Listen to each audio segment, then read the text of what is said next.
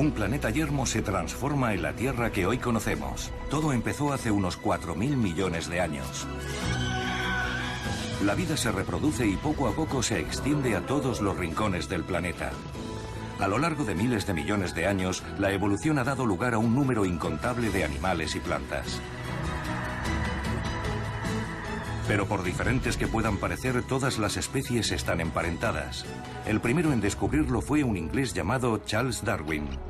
Darwin cambió por completo la manera de vernos a nosotros mismos, de ver la vida en general. ¿Qué es la inteligencia? ¿Por qué necesitamos dormir? ¿Y cuál es la diferencia entre el ser humano y el animal? El muro que nos separa es cada vez más permeable. Una y otra vez las catástrofes han hecho estragos en la vida que puebla la Tierra, pero hasta ahora siempre ha logrado sobrevivir. Investigando las grandes preguntas de la vida, la comunidad científica ha constatado hechos asombrosos y adquirido impresiones muy reveladoras sobre los grandes momentos de la evolución.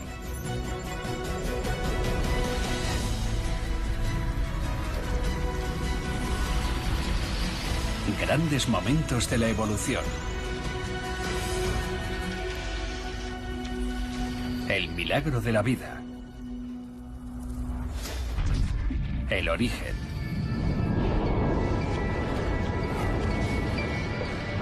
Al principio, el planeta Tierra es un lugar hostil a la vida. Una masa hirviente por dentro y también en la superficie.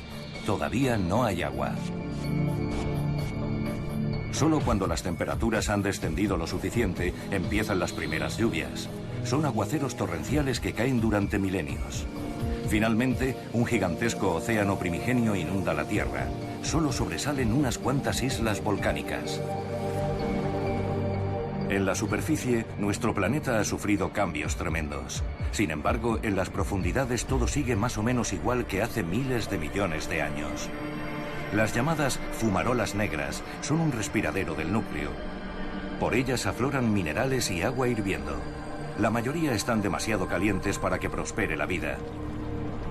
Pero también hay fumarolas blancas a una temperatura agradablemente cálida. Una condición que favorece el contacto entre las moléculas más importantes de la vida. Aminoácidos, azúcar, bases nitrogenadas y grasas, que colisionan, forman compuestos y se descomponen. En una danza interminable, girando sin cesar durante millones de años, producen regularmente ARN, ácido ribonucleico, relacionado con nuestro material genético. En el proceso, las cadenas de moléculas almacenan información.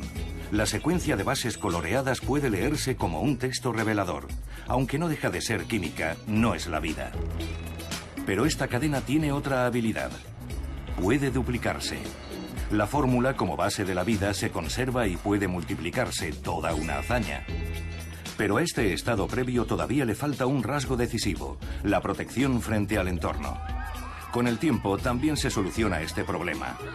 Una envoltura grasa rodea la primera célula. Se llama LUCA y es el último antepasado común universal. El antepasado común de todos los seres vivos que existen y han existido. Todo empezó con una simple célula en el mar. A lo largo de más de 3.000 millones de años ha generado toda la impresionante biodiversidad que nos rodea. Nadie sabe cuántas especies existen, y menos cuántas se han extinguido ya.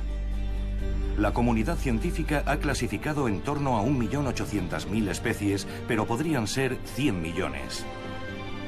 Es cierto que la evolución tuvo un lento comienzo, pero no ha dejado de acelerar el ritmo. Si comprimiéramos la historia de la Tierra en un solo año, la aparición de LUCA habría sido a principios de febrero. Hasta el verano no encontraríamos otra cosa que organismos unicelulares pululando por el océano. La explosión de vida no tendría lugar hasta el 20 de noviembre en el llamado período cámbrico.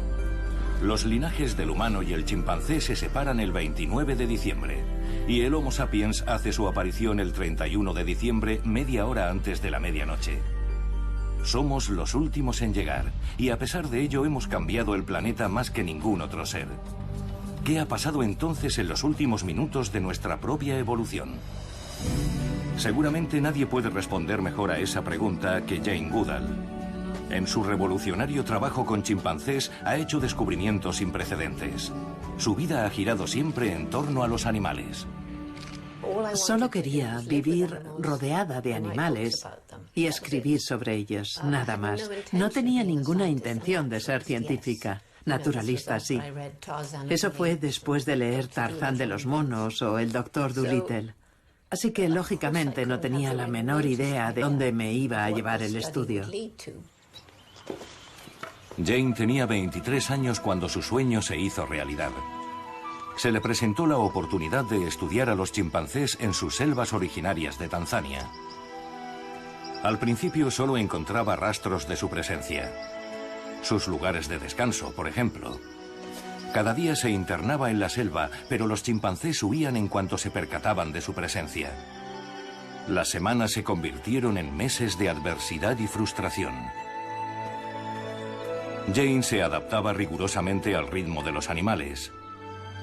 Incluso pasaba la noche cerca de ellos para que se acostumbraran a la presencia de esta bípeda desconocida. Cuando empiezas algo, si es importante, nunca te rindes. Su dedicación dio sus frutos. Los chimpancés terminaron acostumbrándose a su sombra humana y Jane pudo al fin empezar a trabajar en serio. El momento más emocionante fue cuando un grupo de chimpancés, que yo suponía que iban a huir porque me había acercado demasiado, levantaron la vista y siguieron tan tranquilos con su aseo. Fue mágico, al fin confiaban en mí. Descubrió que los chimpancés se parecían a los humanos mucho más de lo que se suponía.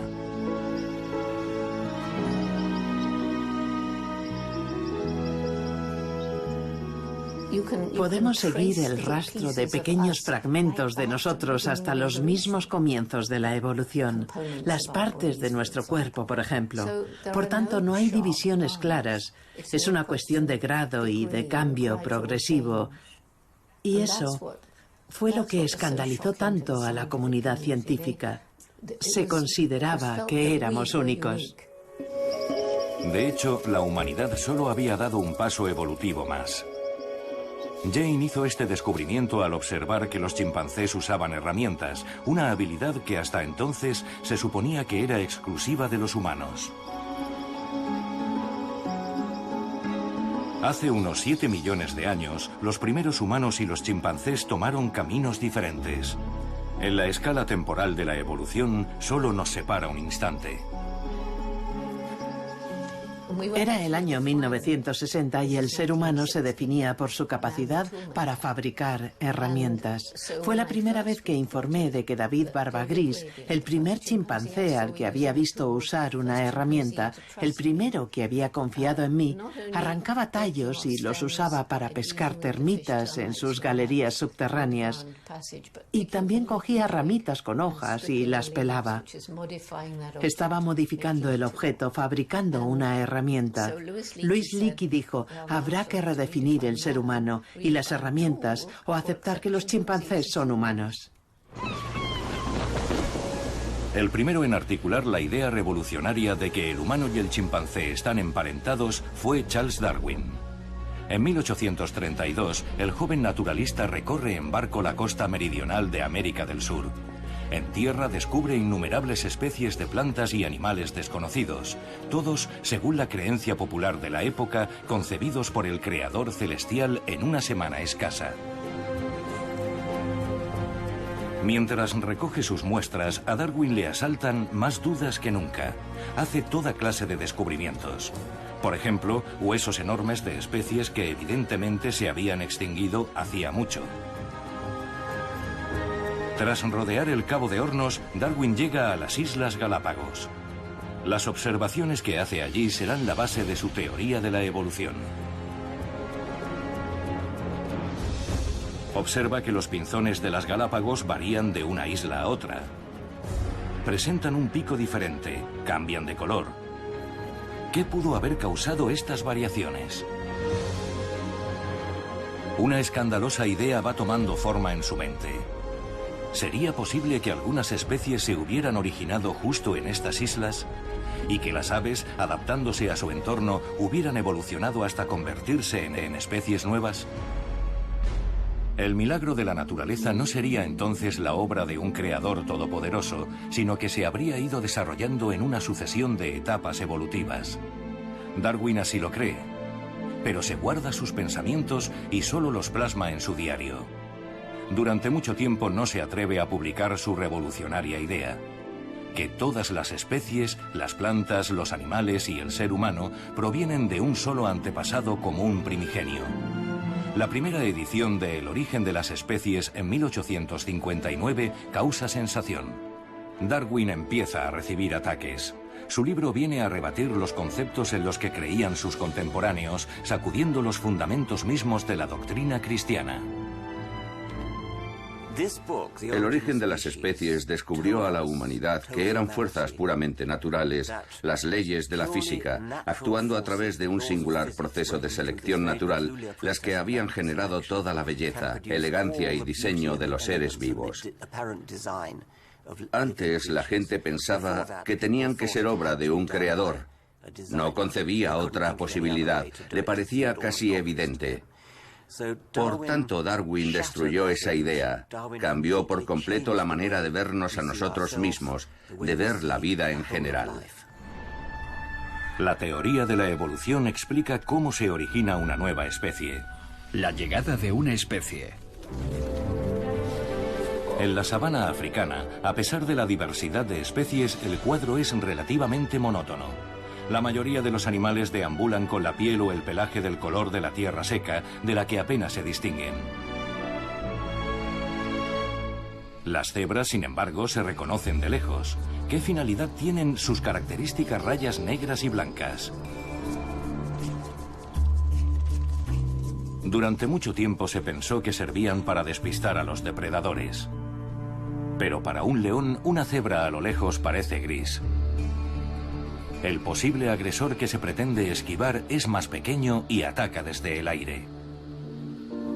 La mosca tsetse es transmisora de enfermedades mortales. Pero sus ojos compuestos no son capaces de procesar el patrón rayado para formar una imagen coherente. Simplemente no pueden ver a sus víctimas. En el llamado cinturón de la tsetse de África, estas moscas andan al acecho desde tiempo inmemorial. Sin embargo, aquí se encontraron con caballos camuflados, las cebras. Fuera del cinturón, sus parientes podían seguir siendo de un solo color, mientras en los límites vivía antiguamente la cuaga, una representación de la solución intermedia con rayas en la parte delantera y un solo color en sus cuartos traseros. ¿Cómo actuó el proceso evolutivo para poner rayas en un animal monocolor? Los antepasados comunes del caballo y la cebra presentaban un dibujo discreto. Con cada apareamiento, los genes se combinaban y algunas crías tenían más rayas y otras menos. Con el tiempo, un dibujo menos marcado resultó ser una desventaja. Las moscas atacaban a los ejemplares identificables y les transmitían enfermedades contagiosas. Los antepasados rayados de la cebra, en cambio, se libraron de la infección y proliferaron. Un ejemplo clásico de selección natural. Todos los caballos del cinturón de la tsetse terminaron siendo rayados. La evolución había dado una nueva especie, la cebra. Las moscas tuvieron que buscarse otras víctimas. Con la evolución en marcha, los seres vivos de todo el planeta fueron adaptándose a las dificultades de su entorno. La vida ha hecho un largo recorrido desde que se formó la primera célula en el mar hace casi 4.000 millones de años. Algunos hábitats parecen especialmente diseñados para producir toda clase de criaturas fantásticas. Los arrecifes de coral están entre los que cuentan con la mayor diversidad de especies. Bucear en ellos es como dar un paseo por una animada ciudad. Abundan las nuevas vistas, aunque a veces hay que mirar más de cerca. Cada coral es una maravilla en miniatura. Están habitados por algas microscópicas que producen oxígeno. La comunidad científica calcula que el número de especies que habitan un arrecife tropical y sus inmediaciones puede llegar al 1.000.000.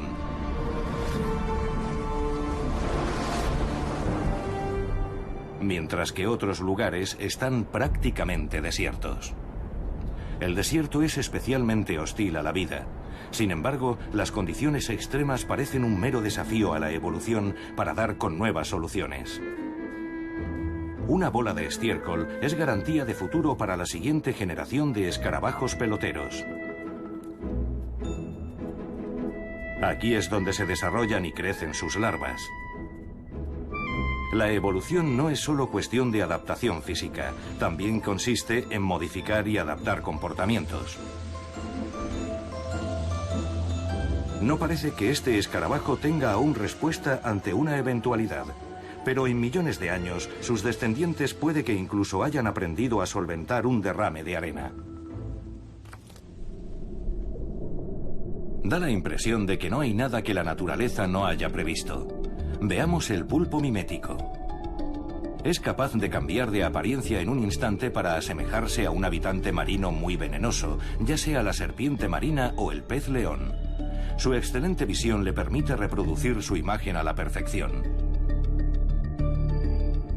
En cambio, uno de sus parientes lejanos tiene literalmente visión borrosa. El nautilo es miope. Cuando esta especie era joven, sus ojos eran lo más avanzado que había, y es evidente que desde entonces no ha hecho falta modificarlos. Visión. El mundo cambia cuando eres capaz de verlo. Recibes muchas más aportaciones del entorno. Puedes detectar depredadores a gran distancia, avistar presas desde lejos. Tienes más información, más datos que procesar. Es posible que la vista haya marcado decisivamente la evolución del cerebro y también que haya acelerado la evolución en general. Casi todos los seres vivos dependen de ella.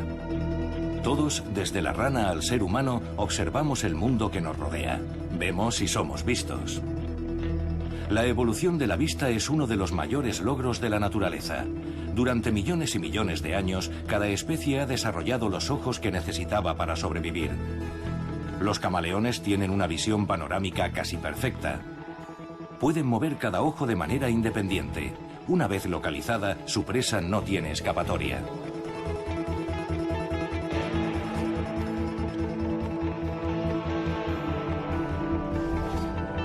El ojo del águila es uno de los órganos de visión más potentes del mundo. La vista del águila es de 3 a 4 veces superior a la del ser humano. ¿Cómo actuó la evolución para permitir el desarrollo de un órgano tan complejo? Una pregunta que traía de cabeza al propio Darwin. Darwin menciona el ojo como un problema, aunque no lo sea. Digamos que lo hace como recurso retórico. Porque cabe imaginar, y se puede encontrar en todo el reino animal, la serie completa de ojos que representan todas las etapas intermedias de su evolución, desde la ausencia casi total de visión y una simple mancha sensible a la luz, hasta el complejo modelo ocular del ser humano o del pulpo.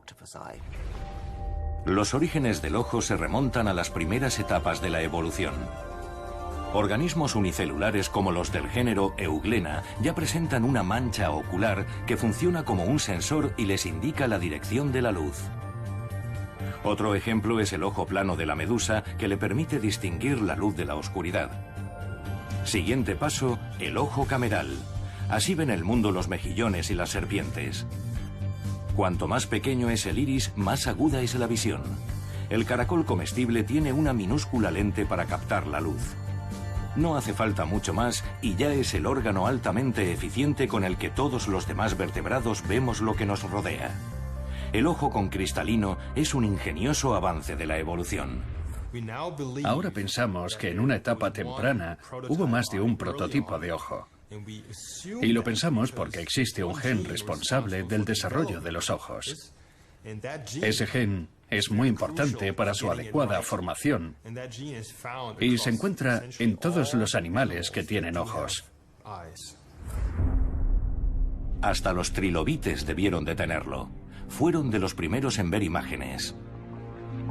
Hace más de 500 millones de años usaban su aguda visión para cazar. Un gusano como este, que solo era capaz de distinguir sombras, no tenía nada que hacer. Pero por suerte para él, había otros depredadores más peligrosos acechando en el océano primigenio. El Anomalocaris podía medir más de 1 metro de largo. Con su excelente visión no tardó en situarse en lo más alto de la cadena alimentaria. Sus ojos eran tan complejos como los de los insectos. Cada uno estaba formado por casi 20.000 células oculares. Pocos fenómenos evolutivos han influido tanto en que unas especies hayan sobrevivido y otras estuvieran condenadas a la extinción. Ocultarse en la oscuridad para protegerse de la ávida mirada de los depredadores es una solución. Pero la evolución presiona sin descanso. Los ojos de los cazadores nocturnos se han vuelto más grandes. Y por si fuera poco, la naturaleza los ha dotado de un reflector que les permite captar la luz baja para potenciar su visión nocturna. Por eso sus ojos destellan con el resplandor de un foco. Durante mucho tiempo, se pensó que con la aparición de los mamíferos había llegado el fin de la tranquilidad nocturna. Los dinosaurios, según la opinión de los expertos, sembraban el terror solo por el día. De noche, aquellos gigantes dormían profundamente. Pero ¿seguirá siendo válida esta opinión, publicada en numerosos libros y artículos, a la luz de los recientes descubrimientos? Trossingen, en Jura de Suabia, es uno de los yacimientos más importantes para el estudio de los orígenes de los dinosaurios. Hace más de un siglo se documentaron aquí los primeros hallazgos de esqueletos. El sur de Alemania es un tesoro de fósiles. En ningún otro sitio han aparecido tantos huesos de plateosáuridos. La apariencia de estos herbívoros ha podido establecerse en gran medida, pero reconstruir su forma de vida no es tan fácil. Y como la investigación ha demostrado, siempre hay lugar para la sorpresa. Hace unos 200 millones de años, mucho antes del primer tiranosaurio Rex, la región que se convertiría en Jura de Suabia estaba habitada por grandes grupos de plateosáuridos en busca de comida. Para cubrir su enorme demanda de calorías comían casi continuamente. Igual que hoy los elefantes, solo podían dormir unas pocas horas. Debía de ser estresante. Pero ¿cómo podemos saber todo eso? Los investigadores extraen información de los huesos fosilizados. En Los Ángeles, Lars Smith se puso a medir cuencas oculares de aves y reptiles para poder extrapolar el tamaño de sus cavidades oculares y la sensibilidad de sus ojos a la luz. Observó que las aves activas bajo la luz solar, como los loros, tienen los ojos más pequeños en proporción al cráneo que las aves nocturnas. Después examinó especies extintas como los pterodáctilos o los dinosaurios y en varios de estos últimos descubrió los rasgos oculares propios de las especies nocturnas. Los resultados fueron una sorpresa. No esperábamos encontrar tantos dinosaurios nocturnos. Dudé de mis resultados, los comprobé una y otra vez y volví a medir cada espécimen. Repetí los análisis. Nunca se puede afirmar con rotundidad, ya que con los animales extintos siempre cabe la incertidumbre. Pero es probable que muchos de estos dinosaurios estuvieran activos por la noche. Uno de los mejores preparados para la caza era el Trodon. Tenía unos ojos enormes y de todos los saurios era el que tenía el cerebro más grande en proporción al tamaño del cuerpo. Y es posible que llegaran a usarlo para maquinaciones tácticas. Los científicos creen que los Trodon tenían inteligencia suficiente para rodear a sus víctimas y aislar a una cría indefensa. Mucho antes de la era de los dinosaurios, la visión ya había sido un factor decisivo en la configuración del mundo. Un mundo nuevo.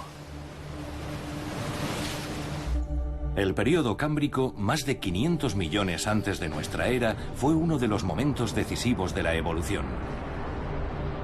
Los fósiles hablan de unas condiciones bastante desagradables. Cazadores y presas habían iniciado una verdadera carrera armamentística. Había una explosión de vida. La evolución daba paso a nuevas especies cada vez más rápido. La opavinia, provista de 5 ojos como mínimo y visión panorámica total.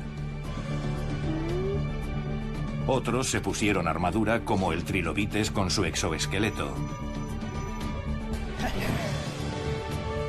Otros, bordes afilados y púas venenosas, pequeñas pero muy efectivas.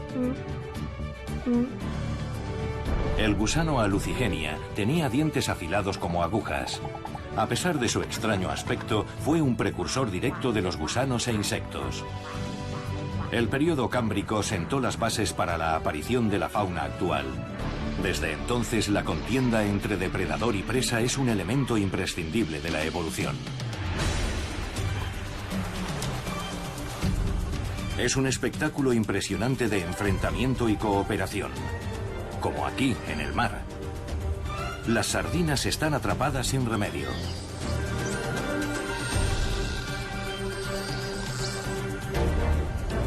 Este gigante no tiene más que abrir sus enormes mandíbulas. Unas veces se gana y otras se pierde. Ambos bandos han perfeccionado sus estrategias de supervivencia.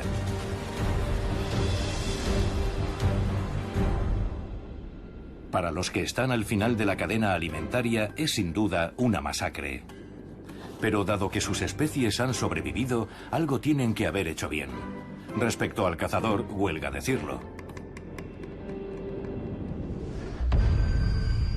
Sin embargo, no siempre es una mera cuestión de luchar para llenar el estómago. La disputa por el hábitat y sus recursos puede llevar a algunas especies a declararse la guerra. Ya viven en un paraíso. Sus higueras son las mejores en muchos kilómetros a la redonda. Y todos aspiran a tomar posesión de ellas. Este grupo vecino de chimpancés ha decidido ir a la guerra.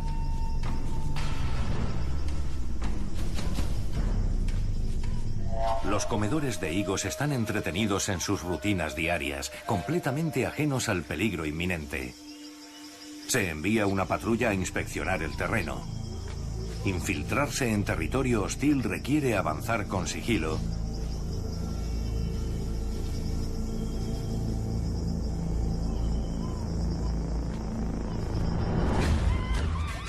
Para después cargar con todo el ímpetu.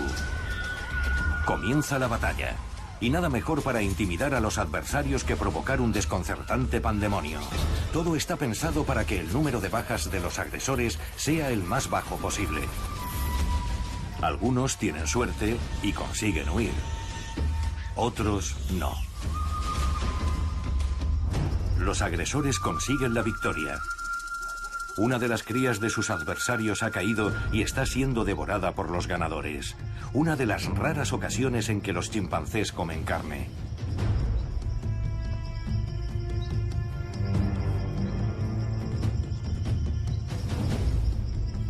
Algo que a nosotros nos parece brutal y cruel. La primera vez que hablé de estas guerras no me creyeron, me atacaron y hasta un reputado científico llegó a decirme que no les diera tanta importancia. ¿Por qué? Porque si esta forma primitiva de guerra es un comportamiento común a los humanos por un lado y a los chimpancés por el otro, es que seguramente nos ha acompañado en todo nuestro recorrido evolutivo y por tanto la violencia y la guerra son inevitables. Así pues, nosotros, como ellos, somos capaces de ejercer la violencia. Esto es evidente.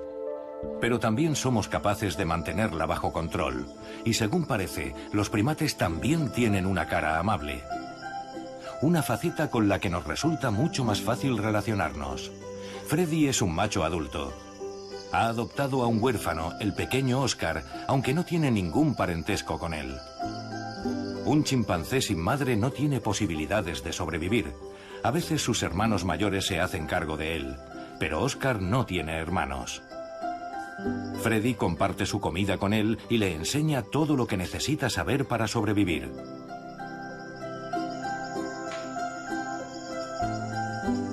Los investigadores no saben explicar por qué lo hace. Tal vez esté buscando un aliado en las futuras luchas de poder, o quizá solo quiera preservar el grupo. Incluso podría tratarse de un acto totalmente desinteresado. La evolución ha generado violencia y brutalidad, pero también compasión y disposición para ayudar a otros. Los mamíferos necesitan todos estos atributos sin excepción para sobrevivir, y muy especialmente nosotros y nuestros parientes más cercanos. Hace unos 7 millones de años, el ser humano y el chimpancé tomaron caminos separados. Hoy su mundo es radicalmente distinto del nuestro. El ser humano se ha extendido hasta los rincones más alejados del planeta. Ya somos 7.000 millones de individuos. ¿Qué ha permitido triunfar a nuestra especie? En términos de fuerza física, solo estamos en la media. Lo que nos ayuda a prosperar es nuestra capacidad de cooperación. Salimos victoriosos sumando esfuerzos. Por separado, habríamos fracasado. En el Instituto Max Planck de Antropología Evolutiva en Leipzig, los investigadores trabajan para determinar qué nos diferencia de los primates antropoides. Han preparado un test para niños. No tienen forma de llegar a las canicas si no cooperan. Se ha despertado su interés. El monstruo de las canicas exige ser alimentado.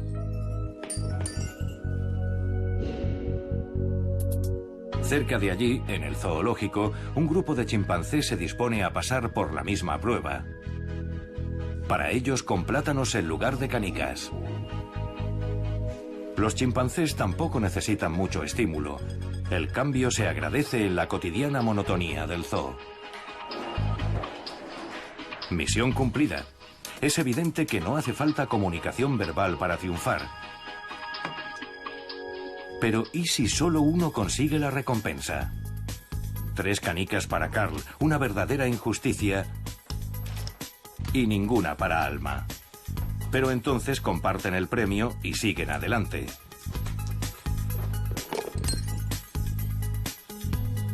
Entre los chimpancés le ha tocado a Frodo quedarse sin recompensa. Si no hay plátano, no hay diversión. Sin una recompensa pierde el interés. Su compañero, actuando por su cuenta, no tarda en fallar. Al final, ambos se quedan con las manos vacías. A diferencia de los niños, los chimpancés normalmente suspenden la cooperación si solo un miembro obtiene beneficios. Este comportamiento social, aunque parezca insignificante, pudo ser decisivo. Mientras el simio no asimiló la lección, el humano acumuló aprendizaje de experiencias como esta y abrió nuevos horizontes para su especie. Tenemos lenguaje, cultura, tecnología. Tenemos la capacidad de comunicarnos. Habilidades como fabricar máquinas, automóviles, ordenadores. Somos radicalmente distintos de las demás especies y radicalmente distintos de como éramos hace 100.000 años, antes de empezar a desarrollar una cultura y una tecnología avanzadas. Ningún otro ser vivo ha desarrollado un medio de comunicación tan complejo como el nuestro. El lenguaje nos permite expresar conceptos y pensamientos complejos, a diferencia de la abeja, el loro o el elefante. Sin embargo, los animales también tienen mucho que decirse entre ellos. Se comunican de maneras muy diversas. Comunicación.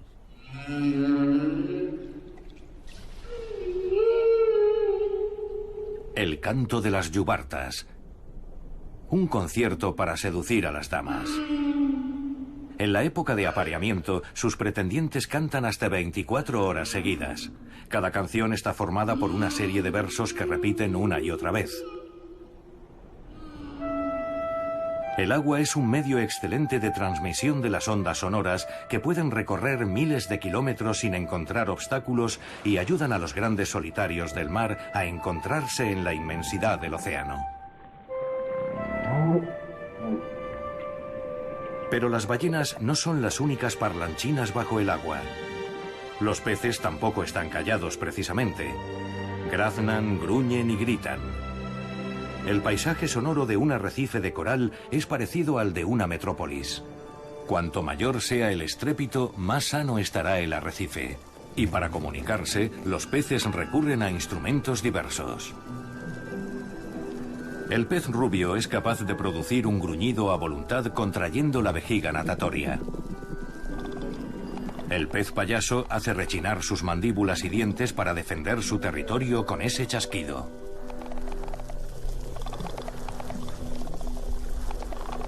Los científicos acaban de empezar a descifrar los complejos patrones acústicos que utilizan los peces.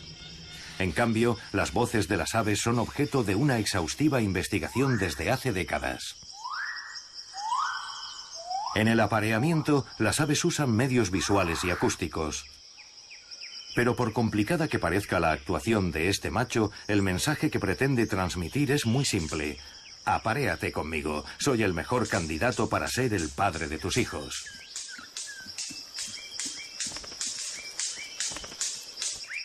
La misma canción se repite en todo el mundo, y casi siempre hay una respuesta.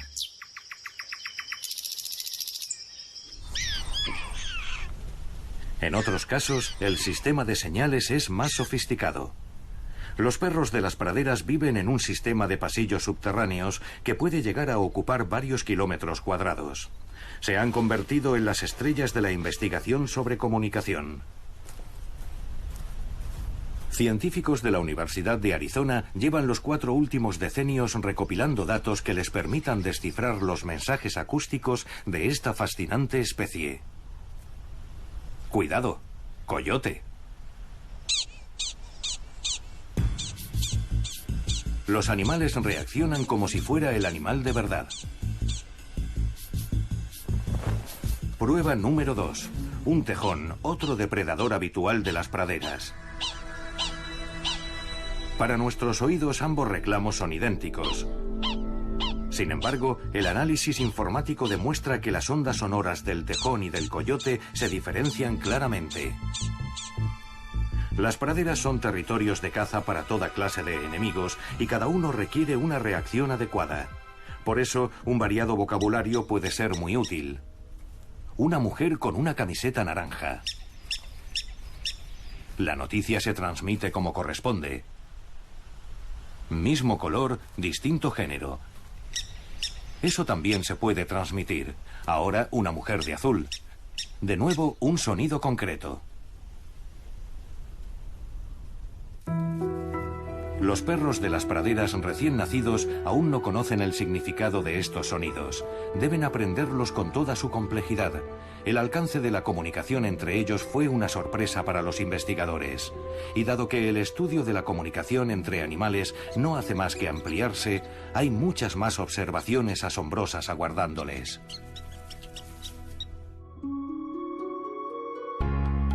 El psicólogo estadounidense Winthrop Kellogg optó por un enfoque diferente.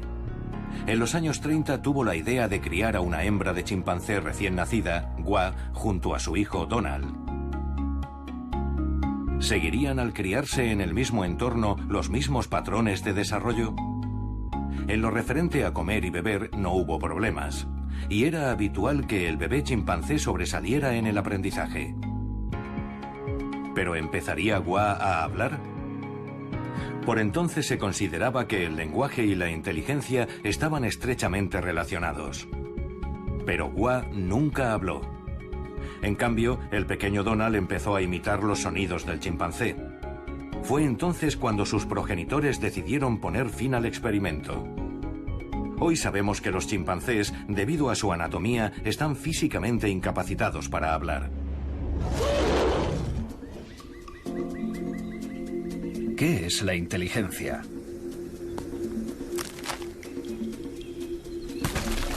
Son sumamente inteligentes, pero de distinta manera. Hoy los investigadores observan a los animales en su hábitat original. Solo en él demostrarán todas sus capacidades naturales. Esta hembra sabe dónde tiene que buscar. Usa herramientas para alcanzar la sabrosa miel y ha tenido que aprender que esta especie de abeja sin aguijón no le hará daño. Su cría observa y aprende, una señal inequívoca de inteligencia. Algunos pájaros saben incluso hacer y usar varas y ganchos. La separación entre la humanidad y los animales parece cada vez más porosa. Durante mucho tiempo se consideró que la autoconfianza y la autoconciencia eran características exclusivamente humanas. Los experimentos han demostrado que los primates también son capaces de reconocer su imagen en un espejo, aunque a veces tarden un poco. Pero luego reaccionan como nosotros, poniendo gestos y examinando partes del cuerpo que no suelen ver. muy pocas especies superan la prueba del espejo. Entonces, ¿son menos inteligentes o nada inteligentes? A todo esto, ¿qué es la inteligencia? ¿Y cómo podemos medirla? Resulta difícil al comparar especies. Cualquier especie puede reivindicarse como única en algún aspecto. Los vencejos son maestros del vuelo. A los topos se les da muy bien cavar. Todas las especies, o muchas de ellas, tienen su propia singularidad. Y nuestra singularidad es lo que más valoramos, porque nos ha permitido en gran medida conquistar el mundo. Pero en la evolución nada permanece estático. No sabemos si en un futuro lejano seremos sustituidos por algún otro ser. En los montes de Nueva Zelanda, la evolución ha creado un ave especialmente astuta. Los keas están entre las aves más inteligentes. Son inquisitivos, pero su afán por investigar no siempre es grato para los que sufren sus exploraciones. Cerca de Viena han puesto en marcha un experimento para determinar el verdadero alcance de su astucia. A Kermit le encantan los retos. Supera el primer obstáculo en cuestión de segundos. La comida está abajo, pero para llegar hasta ella primero tiene que subir.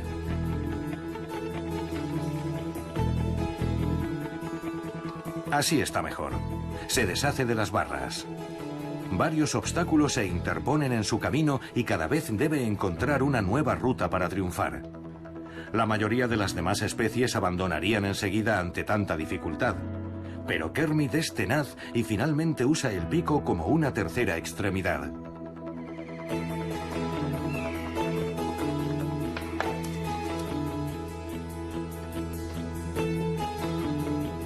Por tanto, ¿existe un límite para lo que estos pájaros son capaces de conseguir? Probablemente lo hay, pero todavía no hemos llegado a él. La mayor dificultad está en diseñar experimentos y tareas que pongan a prueba capacidades más complejas de su inteligencia y que al mismo tiempo sigan siendo evidentes para que entiendan lo que tienen que hacer y cómo superar la prueba sin recibir ninguna comunicación de nosotros. Las duras condiciones de vida en los montes que habitan han enseñado a los keas que una estrecha interacción social es beneficiosa. Viven en grupos de tamaño variable y aprenden continuamente a través del juego nuevas técnicas de recolección de alimentos, así como estrategias para resolver conflictos.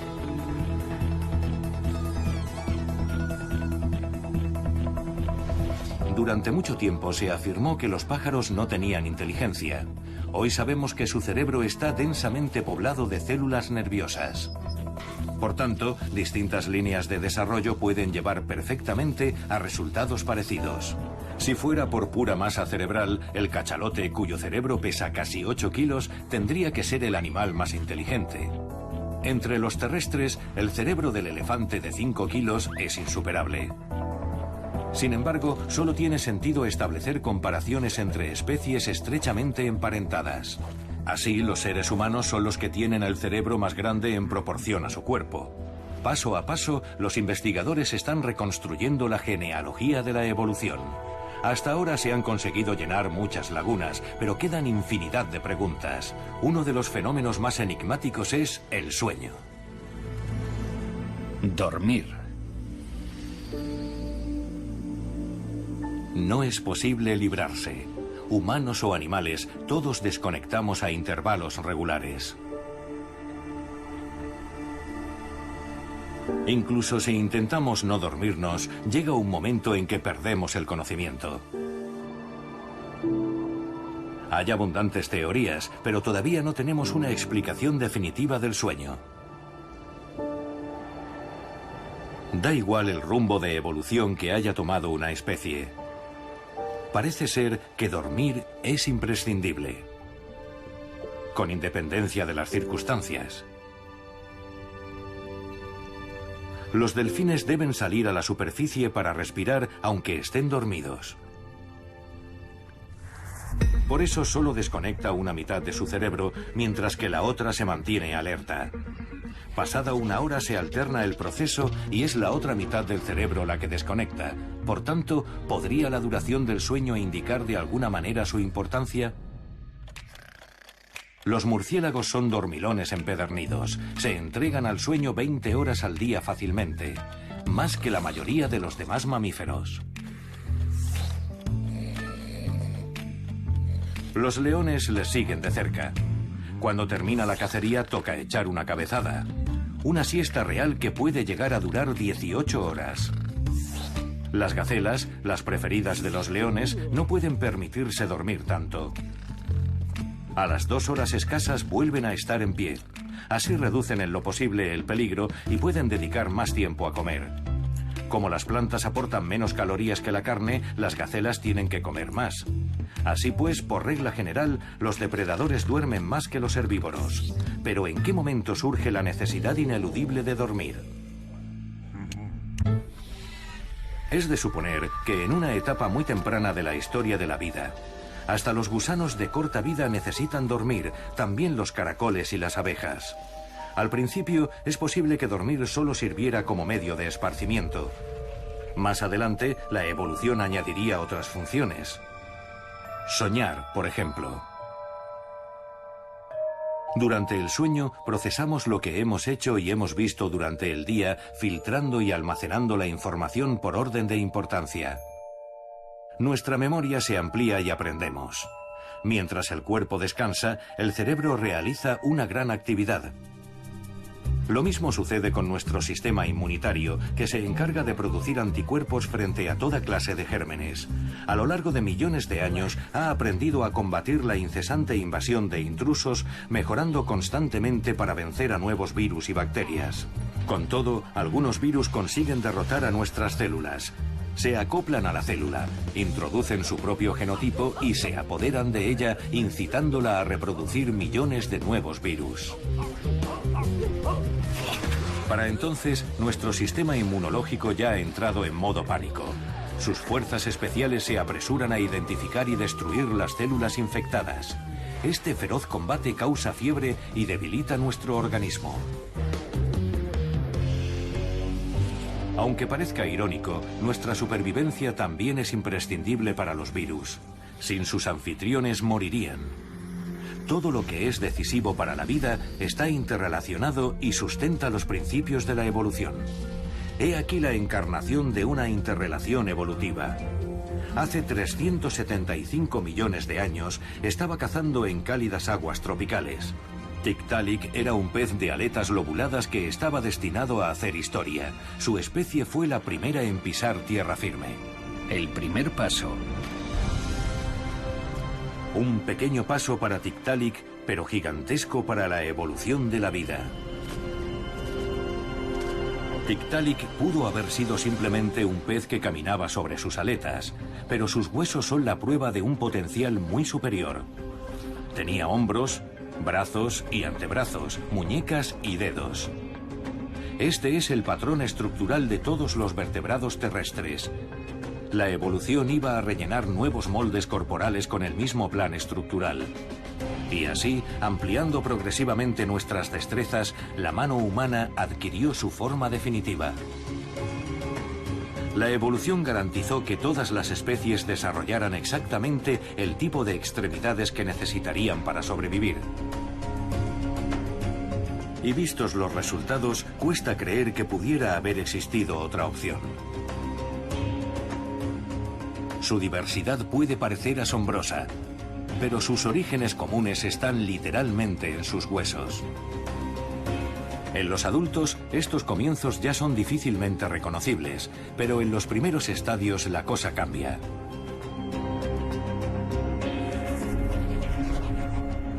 Todos los embriones son esencialmente iguales, ya sean de pez, tortuga o ser humano, todos siguen más o menos el mismo proceso. La línea láctea del embrión humano empieza a borrarse enseguida. En semanas, los dedos de manos y pies se vuelven palmeados, aunque no por mucho tiempo. Las membranas irán desapareciendo en el proceso natural. Se formará un revestimiento de pelusa o lanugo que también desaparecerá. Cuanto más desarrollado está el embrión, más visibles son las diferencias. Estudiando embriones y aplicando conocimientos de anatomía comparativa, Darwin pudo demostrar cómo habían sido las grandes transmutaciones de la evolución, del pez a la rana y de ahí al ser humano. Desde luego es muy convincente, pero todavía lo es más la evidencia del ADN, la evidencia molecular. Lo mismo que hizo Darwin con los esqueletos puede hacerse con el ADN. Y como el ADN es texto, son cadenas kilométricas de letras de un alfabeto de 4 letras, se pueden comparar las de un animal o planta con las de otro animal o planta, y así obtener la medida exacta de la diferencia entre ambos. Cuando haces eso, descubres que el patrón de semejanzas encaja en un árbol jerárquico perfecto. Ese rastreo genealógico ha demostrado que Tiktaalik fue el progenitor de todos los vertebrados terrestres. Se cree que su salida a tierra firme no fue voluntaria. Probablemente se le estaban acabando las posibilidades de sobrevivir en un medio acuático plagado de tiburones. En tierra firme estaría a salvo de momento. Tiktaalik salió a un mundo nuevo. Los continentes aún estaban vacíos de competidores, aunque la evolución no tardaría en cambiar esa tranquilidad. Un simple paso evolutivo más dio lugar a la historia de la vida tal y como la conocemos. Pasarían casi 150 millones de años para que aparecieran los dinosaurios. La evolución creó al picozapato y a la mofeta, al elefante y al gorila. Desde entonces, nuestro planeta no ha dejado de cambiar. Solo hay una cosa que parece imposible para la evolución: detenerse.